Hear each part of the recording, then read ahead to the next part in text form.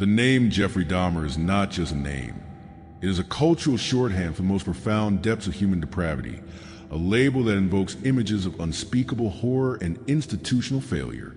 His crimes, committed over a period of more than a decade, left a trail of 16 confirmed victims and shook the city of Milwaukee, Wisconsin, to its very core, earning him the grim moniker, the Milwaukee Monster.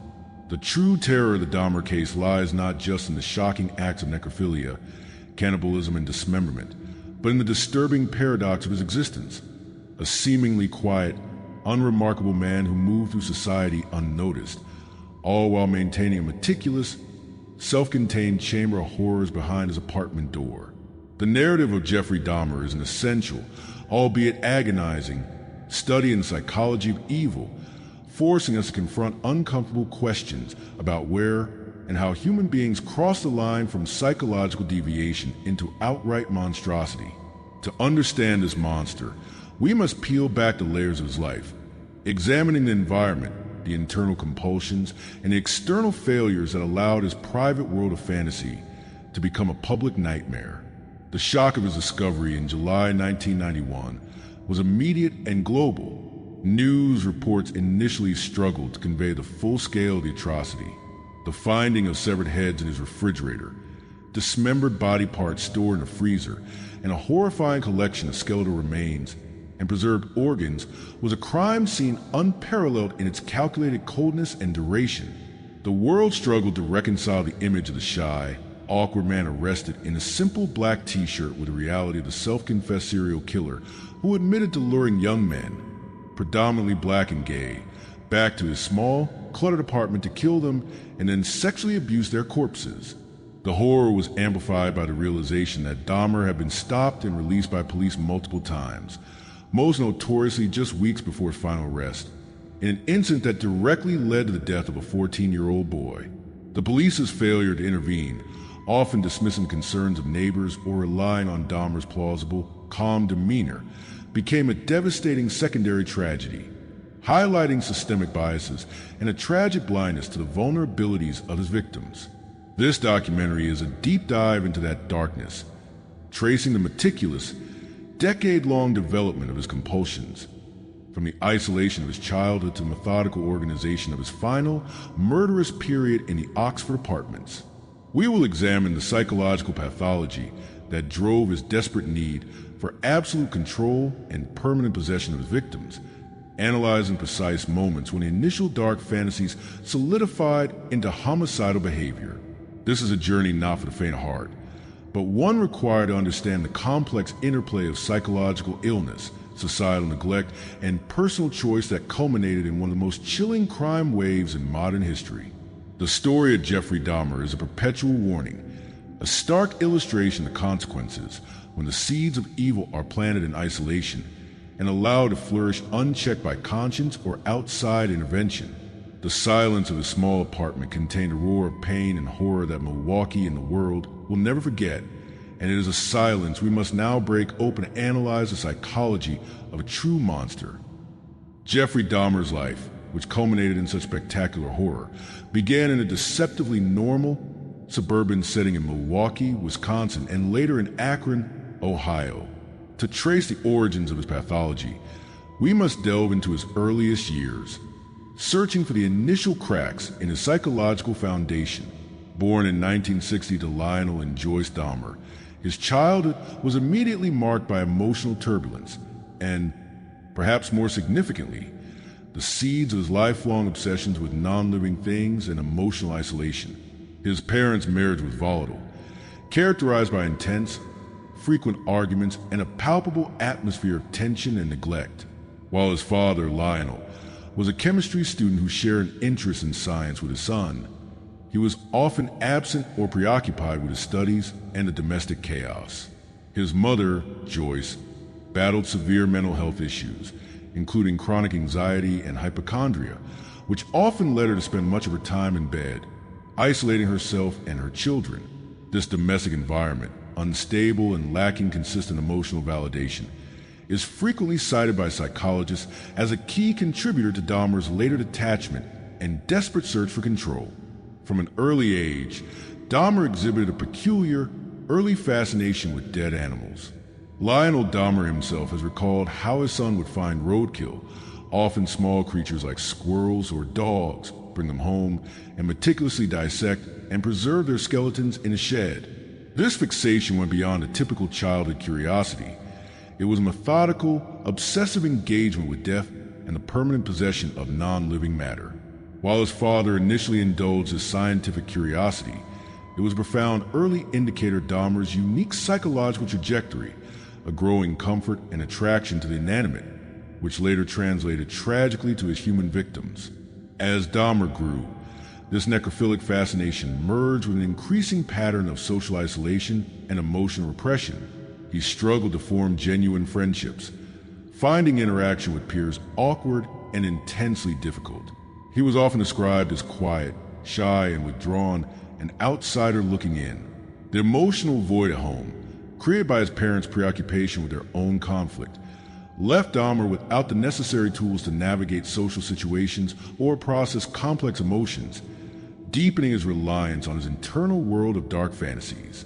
The divorce of his parents, a protracted, ugly affair that climaxed when Dahmer was 18, served as a traumatic pivot point.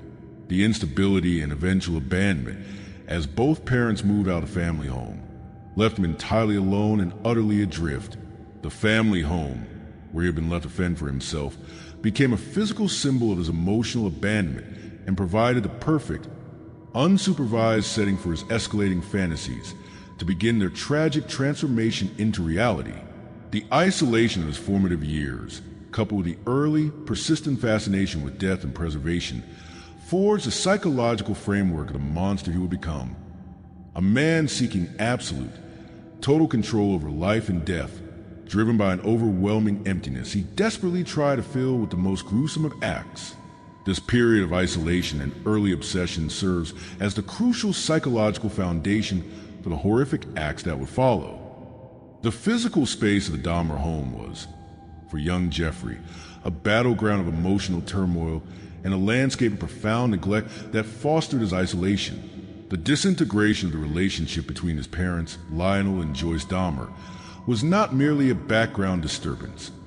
It was a seismic event that shattered any chance of stable emotional development of their son. The environment was characterized by intense, unresolved conflict, which forced Jeffrey into a deeply internal, self-reliant, and ultimately pathological state. Joyce Dahmer's severe mental health issues, coupled with chronic hypochondria and reliance on prescription drugs, severely limited her capacity to provide consistent, nurturing maternal care. Her frequent and loud arguments with Lionel created a pervasive atmosphere of anxiety and instability. While Joyce was emotionally needy, Lionel was often physically or emotionally distant, immersed in his studies or his own attempts to escape the domestic tension. This combination of emotional volatility and parental unavailability left Jeffrey feeling profoundly unloved, unnoticed, and uncared for, a state often described by psychologists as malignant neglect, which is highly correlated with later psychopathic and sociopathic behavior patterns. The boy grew up without a reliable emotional anchor, learning to hide his true feelings and compulsions behind a shy, quiet facade, desperately seeking a sense of control in a world that felt chaotic and unpredictable. His retreat into his morbid hobbies, the collection and dissection of roadkill, was a direct response to this neglect. The shed behind the house became his sanctuary, a place where he could exert absolute, total control over the inanimate subjects of his fascination. This contrast between the chaos of the home and the meticulous order of his secret shed underscores the psychological schism developing within him. The parents' escalating conflict eventually led to a protracted, bitter divorce when Dahmer was 18. This was not a clean separation. It was a traumatic abandonment. Both Lionel and Joyce moved out of the family home in Bath, Ohio, within weeks of each other, each leaving Jeffrey behind. They left him with a house and a small amount of money, a shocking act of de facto abandonment that, for Dahmer, confirmed his deepest fears of being worthless and unlovable. The parental departure provided Dahmer with a sudden, devastating, and unprecedented freedom. Freedom from supervision and freedom from the last vestiges of moral authority. The family home, now empty and silent, instantly transformed into the incubator for his escalating fantasies. The atmosphere of chaos and neglect that had marked his childhood culminated in a devastating emptiness that paved the way for his first homicidal act, which occurred in this very house, just weeks after his high school graduation and the final abandonment by his parents. The disintegration of the Dahmer household was thus a direct precursor to his life of crime, forging a man who sought the permanent, silent companionship of the dead because the living, particularly his own family, had proven unreliable, chaotic, and ultimately had cast him aside. The emotional damage inflicted in that home remained the central, unhealed wound that drove his most depraved actions. Long before Jeffrey Dahmer's first murder, his psychological profile was etched with a series of distinct and disturbing early warning signs that signaled a profound divergence from normative behavior. These signs centered on an escalating fascination with death, a desire for total control, and a formation of dark, pervasive fantasy life that eventually incorporated the elements of necrophilia. The seemingly harmless childhood hobby of collecting and dissecting dead animals evolved into a far more complex and troubling psychological obsession. The necrophilic interest, the sexual attraction to corpses, began to develop in his late adolescence. Dahmer later confessed that his fantasies involved not merely killing, but the permanent possession of the victim, a desire to render them an inanimate object that could never leave him, could never reject him, and could never challenge his absolute control. This obsession was a desperate psychological mechanism to combat the overwhelming feelings of abandonment and emotional impotence instilled by his turbulent upbringing. In the internal, controlled world of his fantasies, Dahmer was the omnipotent figure, the master of life and death, an authority he utterly lacked in the chaotic reality of his family life. The dissection and preservation of the animals he found, primarily of the bones and skeletons, was the initial literal practice of his control. It was a methodical attempt to stop time and prevent decomposition, a chilling rehearsal for the acts he would later commit on human beings. The transition of this obsession from animals to human beings was gradual, but devastatingly clear in his internal narrative. He began to fantasize about overpowering and killing young men, not out of rage or hatred, but out of a perverse desire for companionship and ultimate control. This particular psychological profile, where the motive is not primarily sadism but a compulsion for permanent possession, is a hallmark of a specific, rare category of serial killer. The objectification of the victim became the central theme of his fantasy, a way to resolve the deep-seated fear of rejection he carried from childhood. Furthermore, his increasing alcoholism in high school served as a critical accelerant. Alcohol became Dahmer's psychological lubricant, helping him dull the crippling social anxiety that plagued him and providing the liquid courage needed to contemplate moving his dark fantasies into reality. It lowered the moral and psychological barriers that might otherwise have restrained him, providing a temporary escape from the crushing weight of his isolation and inner conflict. The early warning signs were all present. The unique necrophilic paraphilia, the obsessive need for control driven by emotional trauma, and the reliance on substance abuse to bridge the gap between fantasy and action. These seemingly isolated behaviors, viewed in retrospect, paint a clear and terrifying picture of a deeply disturbed individual moving inexorably toward a life of calculated, methodical murder, long before his first victim encountered the darkness within him. Jeffrey Dahmer's high school years were marked by a precipitous adolescent descent fueled by crippling social anxiety and the increasing dependence on alcohol, all while he maintained a fragile, deceptive mask of normalcy to the outside world. This period was critical, as it saw the convergence of his intense internal psychological pathology with the external behavioral mechanisms that would enable his later crimes.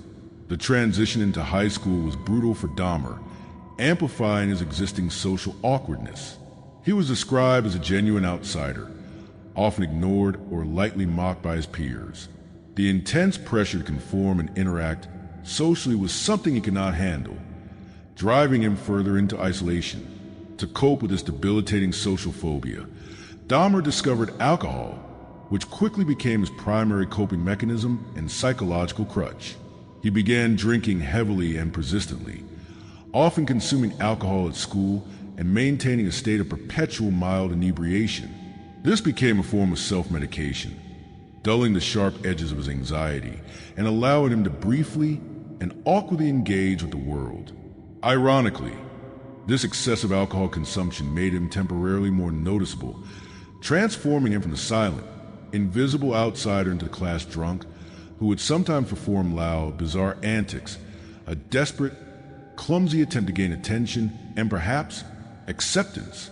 While these behaviors seemed like typical adolescent rebellion, beneath the surface, his reliance on alcohol was dismantling his psychological restraints.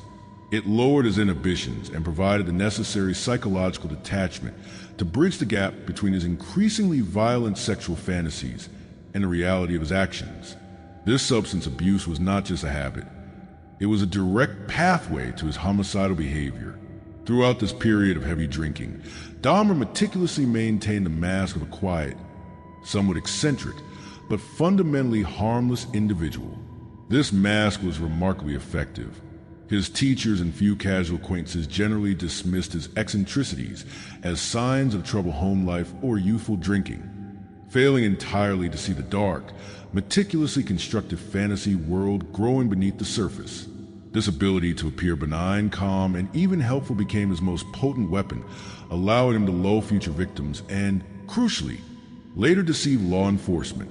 The chaos surrounding his parents' imminent divorce during his final year of high school only intensified his drinking and his psychological unraveling. The emotional abandonment that peaked when his parents left him alone in the family home left him entirely unsupervised and psychologically adrift.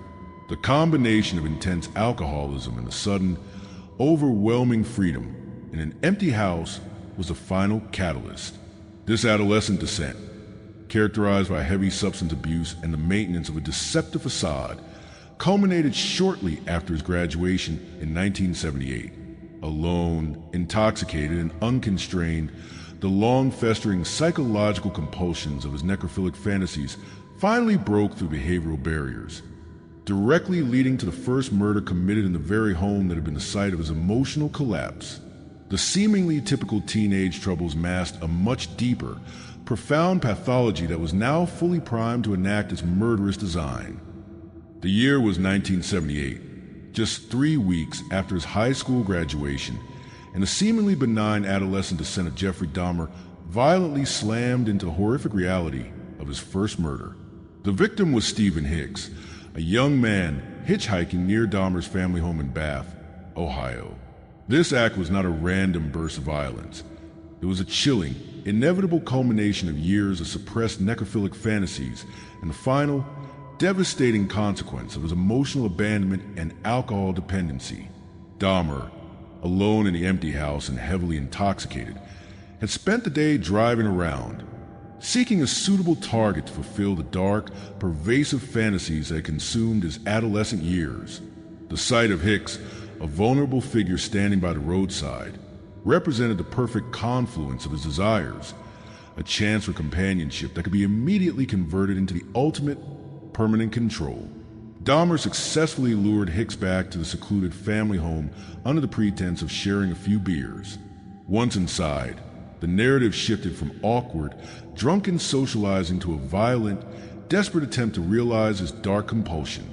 The attempt by Hicks to leave the house triggered the crucial, fatal moment of panic and rage in Dahmer. The fear of rejection and abandonment, the foundational trauma of his childhood, instantly overwhelmed him, morphing the desire for companionship into a desperate need for permanent possession. He struck Hicks from behind with a dumbbell, brutally strangling him to death. The murder was messy, impulsive, and clearly the work of an emotionally disorganized novice killer, but the subsequent actions revealed the terrifying clarity of his true, underlying pathology. Immediately following the murder, Dahmer engaged in the first of his necrophilic acts, sexually assaulting the corpse, confirming that the ultimate goal was not simply the killing, but the permanent, silent possession of the inanimate body. What followed was a nightmarish, methodical process of dismemberment in the empty house. Dahmer transported Hicks's remains in a wheelbarrow to a secluded crawl space beneath the house, where he meticulously dissected and disposed of the body, initially burying the bones and later crushing them with a sledgehammer before scattering them. The entire process of the murder, the necrophilic act, and the meticulous, secretive disposal took days and was driven by a cold, compulsive desire to erase the evidence and secure the possession. The murder of Stephen Hicks represented the devastating crossing of the line, the moment when Dahmer's internal fantasies were externalized and committed to reality. The act provided him with a profound sense of satisfaction, a terrifying realization that he was capable of this ultimate power. While the immediate aftermath was marked by fear and frantic cleanup, the psychological effect was an undeniable, permanent shift in his identity. He had moved from a fantasist to a killer, setting him irrevocably on the path that would eventually lead him to the atrocities of Milwaukee more than a decade later. The horror began not in an apartment block, but in the quiet, desolate suburban home where his childhood had been emotionally abandoned. Fantasies. This hiatus in his homicidal activities is a crucial element in understanding his pathology. It was not a period of recovery, but a time of psychological refinement. The immediate aftermath of the Hicks murder was terrifying for Dahmer. The impulsive nature of the act and the subsequent frantic, messy disposal left him overwhelmed by fear of discovery, forcing him into a period of extreme caution and abstinence. The sheer, traumatic reality of the murder and the fear of apprehension acted as a temporary but powerful deterrent. He understood that his spontaneous, drunken attempt at realizing his fantasy was too risky and lacked the meticulous planning required for long-term success. However, the psychological compulsion did not dissipate. It merely went underground, becoming more complex and more pervasive. Dahmer's necrophilic and control fantasies continued to grow, fueled by his ongoing isolation and worsening alcohol abuse. He was consumed by the memory of the Hicks murder and the powerful, transient satisfaction it provided. But he spent years psychologically rehearsing a safer, more methodical approach to future acts. This period of restraint was one of psychological refinement, where the concept of absolute, permanent possession evolved from a vague desire to a meticulous, planned objective. He began to internalize the need to render the victim entirely quiescent and permanently available, a concept that would later tragically translate into the use of sedatives and his attempts to create living zombies. The primary external activities during the void included a brief, unsuccessful stint in the United States Army and subsequent attempts to establish a semblance of a normal life. These efforts, moving around, holding menial jobs, interacting with his father, were all desperate attempts to mask the internal pathology and escape the crushing weight of his fantasies. The alcohol, however, remained his constant companion and psychological lever, continuing to erode his self-control and moral boundaries. While Dahmer did not commit murder during this period, he did engage in persistent, escalating sexual deviance and voyeurism, including numerous incidents of exhibitionism and sexual encounters that fell short of violence but satisfied his dominance fantasies. These acts served as psychological compromises, temporary outlets that kept the core homicidal compulsion at bay, while the internal fantasy world continued to construct the blueprints for his future crimes. The void was thus a deceptively quiet period where the monster was not dormant, but meticulously under construction. The years of internal rehearsal and the steady psychological erosion caused by alcohol set the stage for his eventual, highly organized, and devastating return to homicidal activity in Milwaukee, where he finally executed the meticulous plans he had spent nearly a decade perfecting in his mind.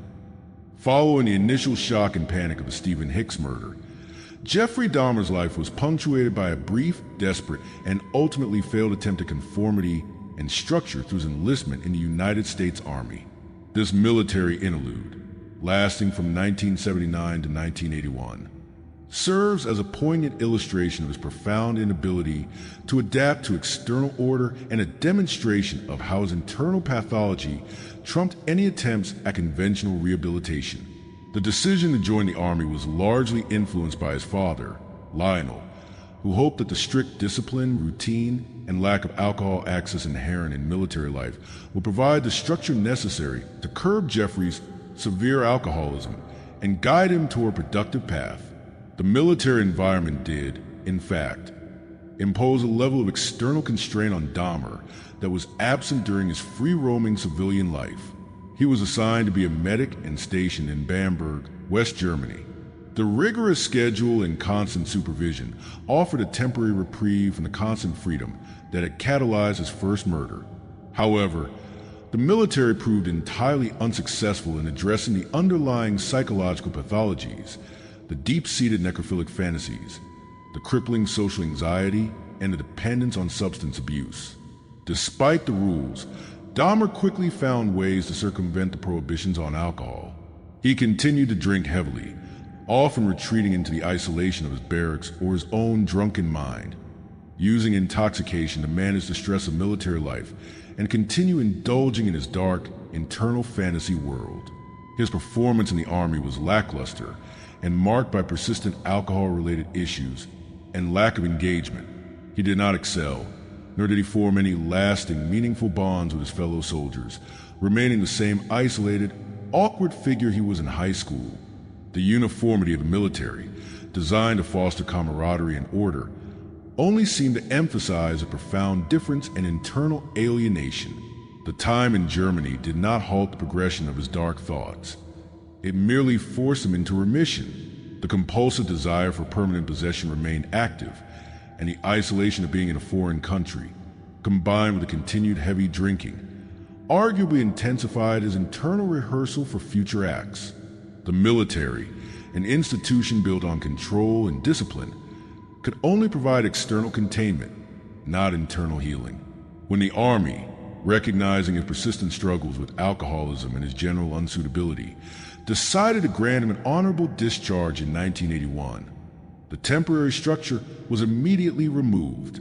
Dahmer was released from the military and returned to a civilian life in Ohio and later Miami, completely lacking the scaffolding of supervision. The return to the civilian world, with its freedom and lack of accountability, meant that the psychologically volatile individual who had murdered Stephen Hicks was now back in the population, his underlying pathology not only untreated, but refined by years of internal rehearsal. The military interlude was a brief, false dawn, a demonstration that without addressing the core psychological rot, external structure alone was incapable of preventing the eventual eruption of the monster within. The end of the military interlude and a brief, transitional period in Miami marked the definitive return to Milwaukee for Jeffrey Dahmer, a move that would prove fatal for numerous victims and establish the city as the central, final hunting ground for serial killer.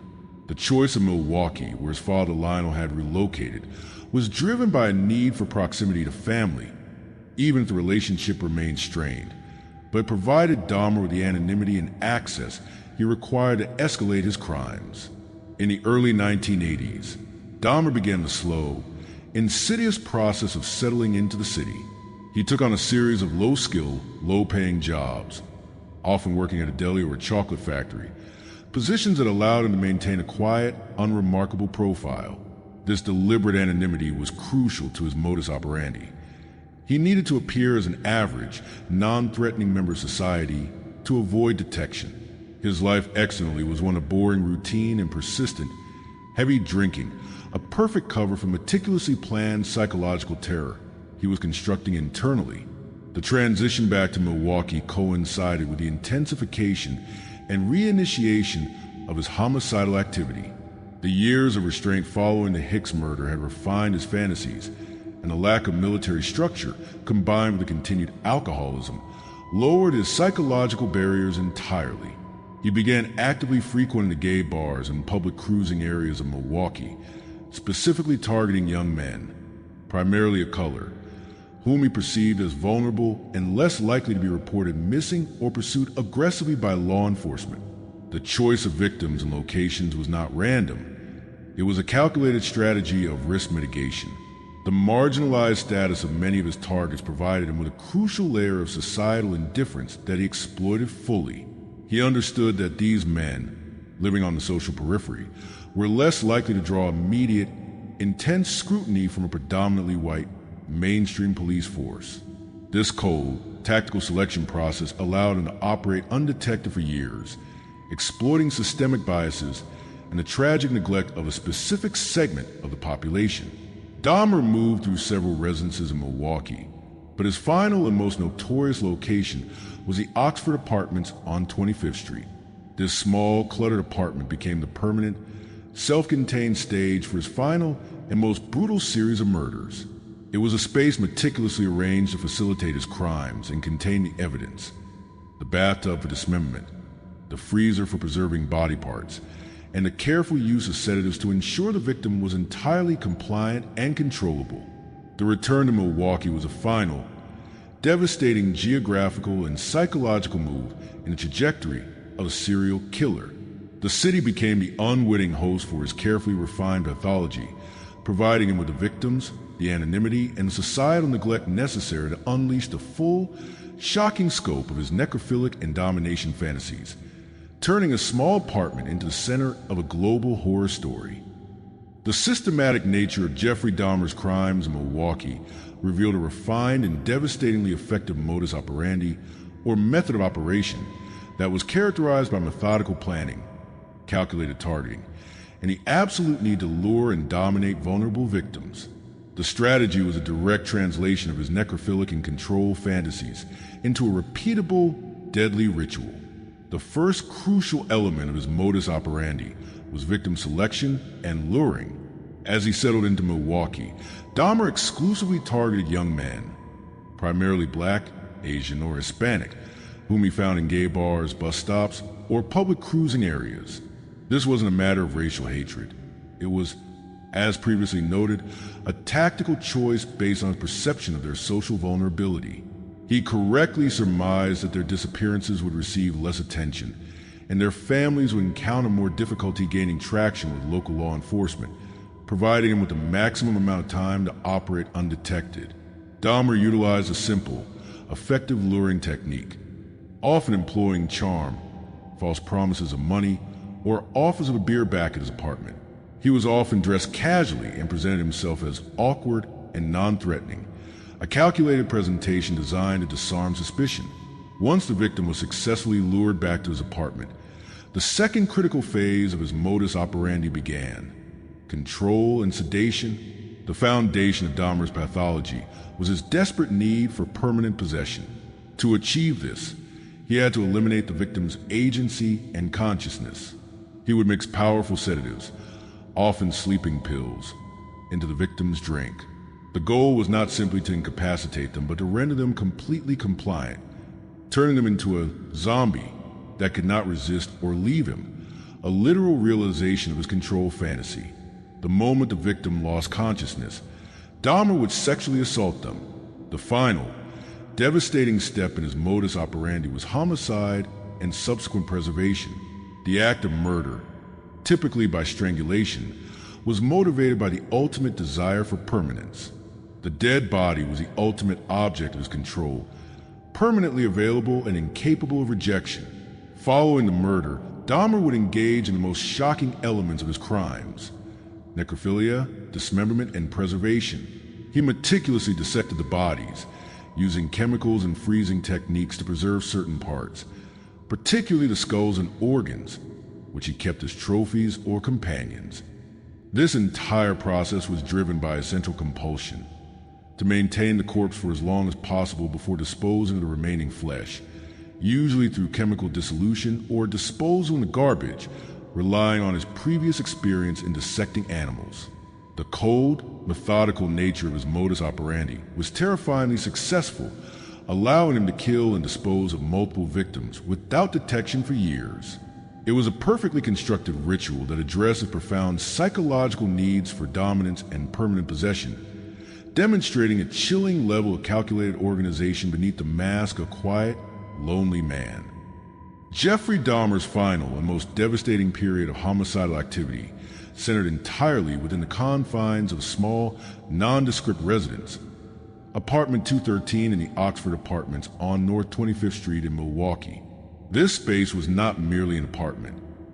It was a meticulously constructed private sanctuary of terror, a self-contained world designed to facilitate his fantasies of control and ensure the permanent possession of his victims, all while he maintained a chilling, almost mundane existence on the outside. The apartment itself became the ultimate extension of Dahmer's pathology. Its small size, coupled with the dense, anonymous atmosphere of the low-income building, provided the perfect psychological and logistical cover. Within those four walls, Dahmer systematically created a specialized environment tailored for every stage of his ritualized killings. The bathtub became the primary location for the dismemberment of his victims, the running water masking the gruesome work and facilitating the removal of evidence through the plumbing. The freezer and refrigerator were transformed into permanent storage for human body parts, including flesh, organs, and severed heads, all kept as trophies and macabre forms of companionship, fulfilling his necrophilic and cannibalistic urges.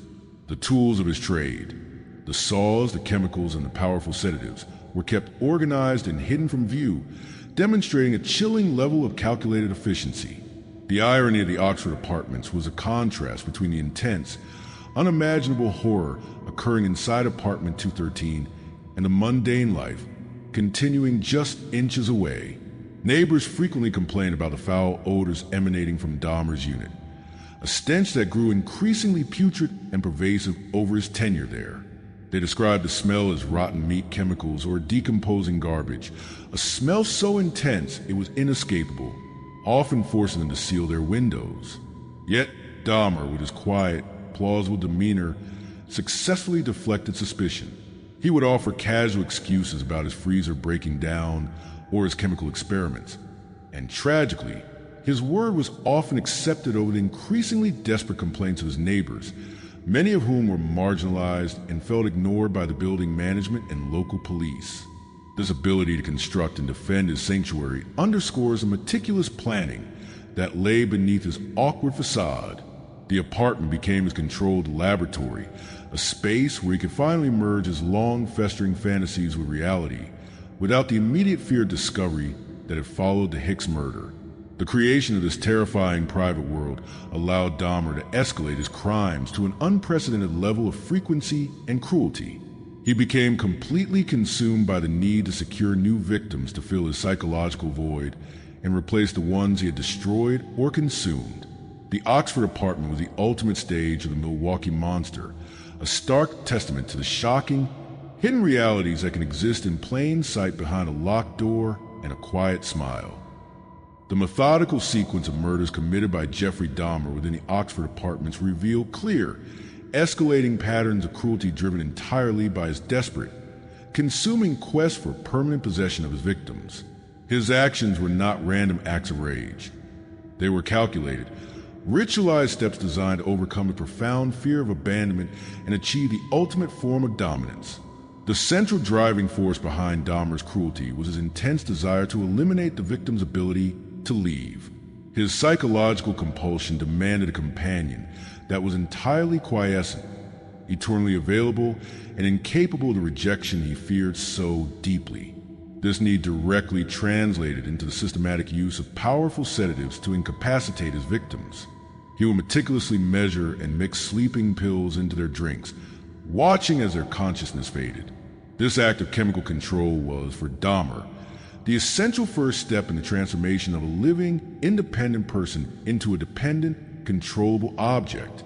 However, simply killing the victim was not enough to satisfy his deep-seated psychological need. The dead body was still subject to the biological process of decomposition, meaning his possession was transient. This led to his most horrifying and distinguishing pattern of cruelty: the attempted preservation and modification of corpses. Dahmer experimented with various methods to render the victims permanently pliable and controllable. His ultimate, chilling goal was to create what he later described as living zombies, individuals who were biologically alive but mentally incapacitated and permanently subservient. This fantasy led him to drill small holes into his victims' skulls and inject acid or boiling water into their brains, attempting to destroy their consciousness while keeping their bodies alive. These grotesque, failed experiments, which resulted in torturous deaths, stand as the apex of his cruelty and his pathology, a desperate attempt to conquer both death and the inherent instability of human independence. The subsequent acts of dismemberment, necrophilia, and cannibalism further served his quest for permanent possession. By consuming parts of his victims, Dahmer believed he could absorb their essence and make them a permanent, literal part of himself, a psychological mechanism to eliminate the fear of loss. The trophies, the skulls, the hands, the genitals, were kept as silent, static companions, monuments to his absolute power and a tangible evidence of his success in achieving total dominance. The patterns of cruelty demonstrated Dahmer's profound emotional detachment and his utter objectification of his victims. Each step, from the careful luring to the chemical sedation and the final act of dismemberment, was a necessary component of a dark, narcissistic ritual aimed at filling the void of his own abandonment trauma. The victims were not people to him.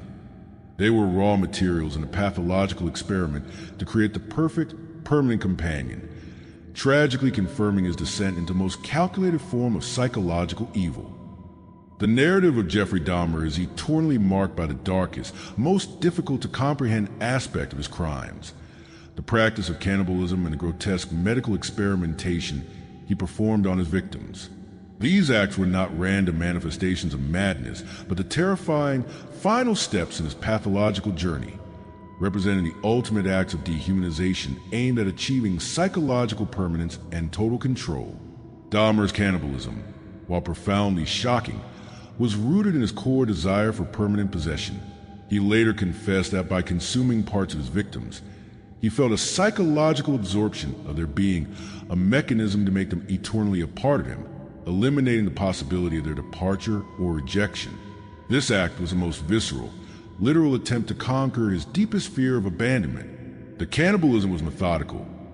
Parts of the victims were cut, cooked, and consumed in a ritualized fashion that simultaneously satisfied his psychological need and further cemented the objectification of the human body. He saw the victim's flesh not as human remains, but as material to be processed, consumed, and erased. Parallel to, and often preceding, the cannibalism were Dahmer's horrific medical experiments. Driven by the fantasy of creating a compliant, permanently submissive partner, a living zombie, Dahmer attempted radical procedures on his victims. These experiments involved drilling into the skulls of his victims while they were still alive but sedated, and then injecting various substances, including muriatic acid or boiling water, into their brains. The aim was to destroy the frontal lobe, the center of personality and free will, while maintaining the basic biological functions of the body. Dahmer believed that by eradicating the victim's consciousness and independent thought, he could create the perfect, permanent companion who would obey his every command and never leave him. These procedures were, in reality, acts of extreme torture that led to agonizing deaths. They were the apex of his pathological need for control, transforming his apartment into a grotesque, private surgical theater where he played God with human life. The cruelty of the experimentation lies in the cold, detached nature of the attempt. Dahmer was not motivated by rage during these acts. He was driven by a clinical, desperate objective: his ability to perform such invasive, torturous procedures on a human being demonstrates a near-total psychological disconnection from the humanity of his victims. He saw them not as men with lives, families, and hopes, but as specimens in a perverse biological experiment, a means to an end. The cannibalism and experimentation represent the final psychological bridge crossed by Dahmer, moving him beyond mere murder into the realm of the truly monstrous. These acts completed the process of dehumanization, allowing him to treat human life as interchangeable, disposable, and ultimately consumable material in his terrifying quest for absolute, narcissistic fulfillment. The decades-long killing spree of Jeffrey Dahmer was not merely a story of one man's depravity. It was a devastating narrative of systemic failure, missed opportunities, and tragic institutional indifference that allowed him to continue his atrocities for years. The most infamous and heartbreaking of these failures occurred just weeks before his final capture, but it was preceded by a series of ignored red flags that exposed profound blindness within the Milwaukee Police Department and society at large. The most egregious failure centered on the case of Konorak Sintasumphone in May 1991. The 14-year-old boy, drugged and assaulted by Dahmer, managed to escape the apartment and stagger naked and bleeding onto the street. He was quickly discovered by three women, Sandra Smith, Tina Spivey, and Nicole Childress, who immediately flagged down a squad car and pleaded with the officers to help the injured, disoriented boy. When police arrived, Dahmer calmly stepped onto the scene. With a chilling composure and a plausible lie, he claimed that the incident was a domestic dispute between him and his 20-year-old lover, asserting that Synthesomphone was merely his adult partner and was heavily intoxicated. The police, tragically, accepted Dahmer's version of events without any serious scrutiny. They dismissed the desperate, truthful pleas of the 3 black women who had rescued the boy, relying on the quiet, well-spoken white man's assurance. Crucially, the officers failed to check Synthesophone's age, which would have been a simple procedure, nor did they run Dahmer's name through their system, which would have revealed his prior sexual assault arrest. They literally handed Conorak Synthesomphone back to his killer, who took him back into apartment 213, where the boy was killed that night. This incident was a devastating combination of racial and homophobic bias. The police prioritized the word of a man who fit a non-threatening profile over the concerns of black women and a visibly injured boy from an Asian American background. It demonstrated a tragic institutional indifference to the safety of the marginalized communities Dahmer targeted. Beyond the Synthesomphone case, there were multiple other near discoveries. Neighbors had repeatedly called police and building management to complain about the putrid odors, the sounds of screaming, and the peculiar behavior of Dahmer, including his late-night trips to the garbage with heavy bags. All these complaints were either dismissed as minor tenant disputes or attributed to general issues in the neighborhood. These missing opportunities did not just prolong Dahmer's killing spree. They fundamentally undermined the community's trust in the institutions meant to protect them. The failure to intervene in the Synthesomphone incident was not a simple mistake. It was a systemic collapse that cost the life of an innocent child and allowed a known predator to continue his atrocities for 2 more months before his final arrest. The victims were tragically failed not only by the killer, but by the very system designed to prevent the continuation of his acts. Jeffrey Dahmer's reign of terror, a brutal sequence of murders lasting over a decade, finally met its definitive end through a moment of desperate courage by his intended final victim, Tracy Edwards. Edwards' escape on the night of July 22, 1991, was a critical break in a nightmare, the single point of intervention that shattered Dahmer's carefully constructed world of control and anonymity. The encounter began in a public setting, following Dahmer's typical modus operandi of luring a vulnerable young man back to his apartment with promises of money. Once inside apartment 213, Dahmer quickly moved to exert control, but Edwards proved different from previous victims. Edwards was initially compliant, but grew increasingly suspicious of Dahmer's erratic behavior, the intense, putrid odor in the apartment, and the ominous, heavy-set knife that Dahmer began to wield. Dahmer, heavily intoxicated, confessed his dark intentions to Edwards, revealing that he was going to kill him, dismember him, and eat his heart. Edwards' quick thinking and immense presence of mind in that moment were the key to his survival, rather than panicking. He began to engage Dahmer in conversation, appealing to his ego and attempting to buy time and subtly assess the layout of the apartment and the opportunities for escape. This psychological maneuvering was critical. It temporarily satisfied Dahmer's need for control and companionship and lowered his guard. The opportunity arose when Dahmer, believing he had the situation fully in hand, briefly allowed Edwards' hands to be unbound so he could use the bathroom. In a split second of clarity and immense courage, Edwards used his last vestige of freedom to shove Dahmer away and sprint for the front door. He managed to unlock it, burst out of the apartment, and run blindly down the stairs and out into the street, shouting for help. Edwards quickly flagged down a passing police car. Crucially, the police officers who responded found Edwards visibly traumatized, with handcuffs dangling from one wrist. This time, the evidence was immediate and undeniable. Edwards, despite his terror, was able to articulate the danger and point the officers back to the Oxford apartments. The officers accompanied Edwards back to apartment 213 and, upon entering, were immediately overwhelmed by the same sickening chemical odor that had plagued the neighbors for months. While conducting a cursory check of the apartment, an officer found a Polaroid photograph of a dismembered, mutilated human body stored in a kitchen drawer. This single photograph was the undeniable, visceral evidence that pierced Dahmer's mask of normalcy forever. The sight of the photo immediately led to Dahmer's arrest. The nightmare was over. Tracy Edwards is desperate. Brave escape not only saved his own life, but finally brought to an end the decades of systemic failure, revealing the chilling truth behind the walls of apartment 213 and bringing the horrific career of the Milwaukee monster to a definitive, immediate close. The moment the Milwaukee Police Department entered apartment 213 with Tracy Edwards, the world of Jeffrey Dahmer collapsed into the horrifying reality of forensic evidence. The hours following the discovery of the first Polaroid photograph, a gruesome image of a dismembered human body, initiated a meticulous, chilling process of discovery that validated the nightmare Edwards had described and culminated in Dahmer's chilling, methodical confession. The initial shock of the officers upon finding the photograph was followed by a comprehensive, painstaking search of the small apartment. The scene they encountered was one of calculated, organized horror, validating the sheer scale of the atrocity that had been concealed behind the locked door. The evidence was systematic and overwhelming. Severed heads were found stored in the refrigerator. Dismembered torsos and human flesh were found in the freezer. A large drum containing dissolving human remains and ash was found in the corner, and a collection of human skulls, cleaned and preserved, was discovered in a cabinet.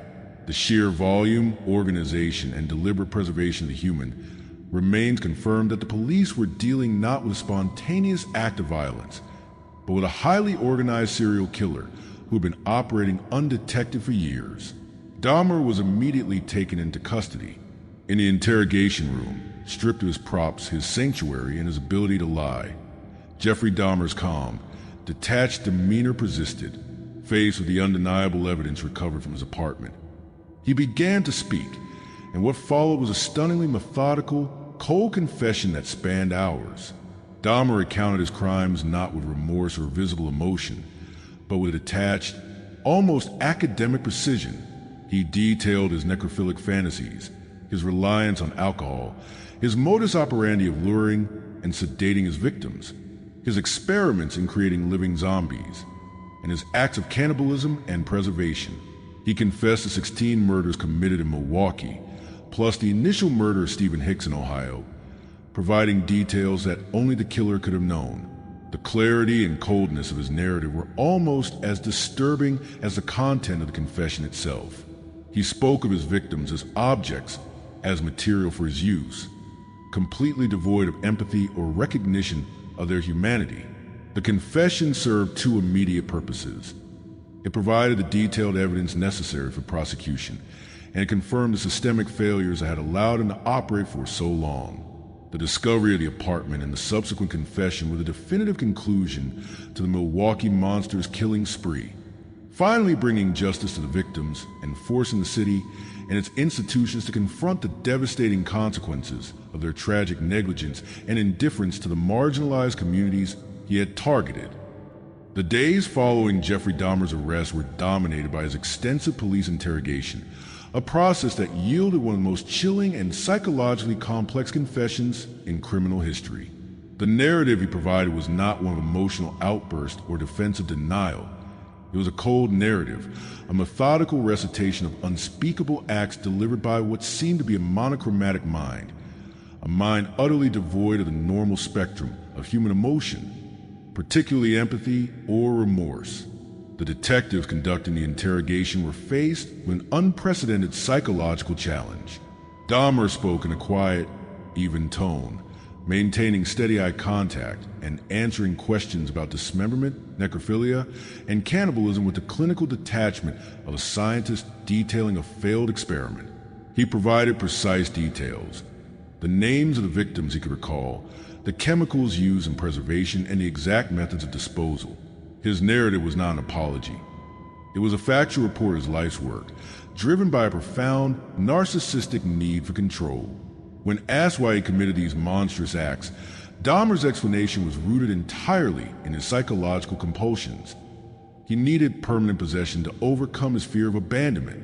He explained that his victims had to be dead and consumed, or permanently disabled and submissive. to ensure they could never leave him, reflecting the deep, unresolved trauma from his childhood.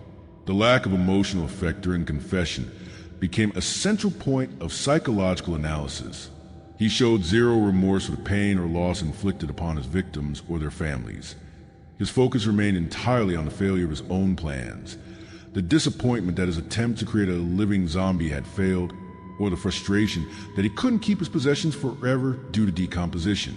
This utter absence of conscience is a classic, profound indicator of psychopathy, but experts struggle to fit him neatly into established categories, noting the unique, primary role of his necrophilic paraphilia. The monochromatic mind of Dahmer provided a terrifying window into a world where human beings are reduced to mere objects to fulfill compulsive, narcissistic need.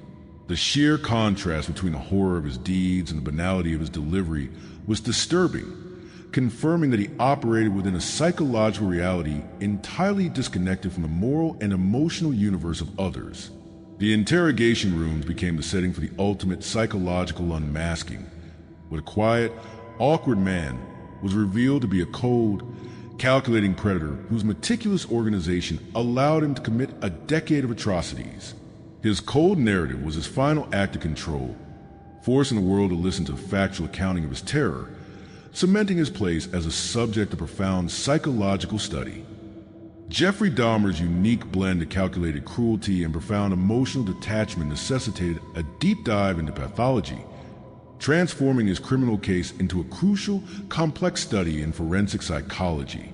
The legal battle over his sanity ultimately hinged on the precise nature of his psychological disorders, leading experts to grapple with the convergence of several rare and severe conditions. Psychologists and psychiatrists involved in the case debated Dahmer's primary diagnoses, finding that he did not fit cleanly into the established definitions of psychopathy or conventional insanity. The most commonly accepted core diagnoses included paraphilia of the necrophilic and sadistic types and schizotypal personality disorder, STPD. The paraphilia, the persistent, intense sexual interest outside of what is culturally normative, was clearly central. His necrophilia, the sexual attraction to corpses, was a driving, non-negotiable compulsion that initiated and sustained his acts of murder. This was overlaid with sadistic tendencies, evident in the torturous zombie experiments and his dominance rituals, which provided him with immense psychological satisfaction. The second, more complex diagnosis was schizotypal personality disorder, STPD. This disorder is characterized by a pervasive pattern of acute discomfort with close relationships, cognitive or perceptual distortions, and eccentricities of behavior. Individuals with STPD often display a flat affect, lack of emotional response, bizarre fantasies, and social isolation, all hallmarks of Dahmer's life. STPD is often considered to be on the schizophrenia spectrum, but distinct from full-blown schizophrenia. It means Dahmer was generally grounded in reality, legally sane, but lived in a highly distorted, internally controlled world where his bizarre fantasies were prioritized over external morality or social norms. Crucially, the defense argued for borderline personality disorder and, most significantly, a state of legal insanity, asserting that his compulsions were so overwhelming that he could not control his actions or understand their wrongfulness. The prosecution, and ultimately the jury, rejected the insanity defense, arguing that despite his severe mental illness, Dahmer displayed a clear capacity for planning, concealment, and control over his actions, particularly in his calculated victim selection and his ability to lie convincingly to police. This distinction was critical. He was mentally ill, but legally sane. The convergence of the pervasive STPD isolation and the all-consuming necrophilic paraphilia created a unique and devastating psychological blueprint. His deep fear of abandonment, rooted in childhood trauma, was resolved by the necrophilia, which guaranteed permanent possession, and enabled by the schizotypal detachment, which allowed him to commit atrocities without empathy. Dahmer's case remains a landmark in forensic psychology, demonstrating the terrifying consequence of severe, untreated mental illness converging with unique paraphilic urges, confirming that the line between psychological deviation and legal accountability is often excruciatingly thin and subject to intense scrutiny. Jeffrey Dahmer's trial, which which began in 1992, was not a conventional criminal proceeding to determine guilt. Dahmer had already confessed to all the crimes, but a dramatic legal battle centered entirely on the definition of sanity versus insanity. It became the trial of the century in Milwaukee, forcing the jury and the public to confront the deeply uncomfortable question of whether a man driven by such overwhelming, bizarre compulsions could be held fully responsible for his actions under the law. The defense, led by attorney Gerald Boyle, staked their entire case on the insanity defense. They argued that Dahmer's psychological compulsions, specifically the severe schizotypal personality disorder and the all-consuming necrophilic paraphilia, were so extreme that they amounted to a state of mental disease or defect that rendered him unable to conform his conduct to the requirements of the law. In essence, the defense argued that he was compelled by a force beyond his control. He was sick, not evil. This argument relied heavily on the testimony of psychiatrists who detailed Dahmer's warped inner world, his total lack of empathy, and his desperate, failed attempts to control his urges. The prosecution, led by District Attorney Michael McCann, countered this claim by focusing squarely on Dahmer's actions and behavior. They conceded that Dahmer was mentally ill, but argued emphatically that he was legally sane under Wisconsin law. Their case rested on the evidence of his meticulous planning, his ability to choose victims selectively, his use of sedatives to ensure compliance, his elaborate methods of concealment and disposal, and most damningly, his repeated success in lying to the police to avoid detection. The prosecution argued that these actions demonstrated a clear capacity to plan, premeditate, and understand the wrongfulness of his actions. He knew the difference between right and wrong, and he took meticulous steps to avoid the consequences, proving he was rational enough to be held accountable. The emotional weight of the trial was immense. The courtroom was filled with the grieving families of the victims, whose testimonies served as a powerful counterpoint to the detached psychiatric debate. The families argued for accountability and justice, demanding that the system recognize the human cost of Dahmer's choices, regardless of his internal compulsions. After a tense deliberation, the jury rejected the insanity defense. They found Jeffrey Dahmer guilty, but legally sane on all 15 counts of murder. The verdict confirmed the prosecution's argument. Though deeply disturbed, Dahmer was deemed responsible for his calculated decisions. The trial's legacy is profound. It forced a crucial public debate about the limits of criminal responsibility in the face of extreme psychological deviance, concluding that methodical, organized planning is the ultimate evidence of legal sanity, ensuring that the Milwaukee monster would face the full consequences of his horrific choices. The final conclusion of the Jeffrey Dahmer narrative is not found in the sterile courtroom verdict, but in the harrowing questions his life and crimes leave behind, forcing society into a painful, necessary reckoning with the nature of evil and the tragic cost of systemic neglect. Dahmer was ultimately convicted, sentenced to 15 consecutive life terms, and later killed by a fellow inmate in prison, bringing his physical reign of terror to an end. However, the psychological and societal scars remain as a permanent legacy. The enduring psychological enigma, Dahmer remains a quintessential case study in the pathology of evil, a terrifying convergence of severe schizotypal detachment, profound necrophilic urges, and the deep, unresolved trauma of childhood abandonment. His case cemented the idea that a mind can be both mentally ill and legally sane, capable of calculated monstrosity. The analysis of his monochromatic mind continues to inform forensic psychology, teaching us the danger of objectification, the process by which a killer strips a victim of their humanity to satisfy a personal, narcissistic need for control and possession. The legacy of systemic failure. Perhaps the most painful and essential part of Dahmer's legacy is the brutal exposure of institutional indifference and police failure.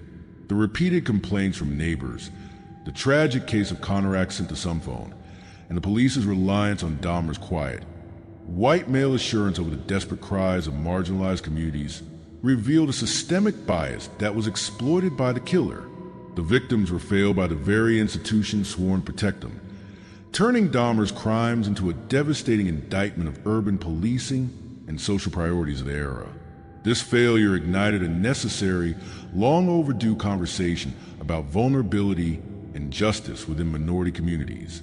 The story of Jeffrey Dahmer must be viewed not as entertainment, but as a perpetual warning, a stark illustration of the consequences when profound psychological distress is left untreated and social structures fail to protect the vulnerable. We must take definitive action to ensure this history never repeats itself.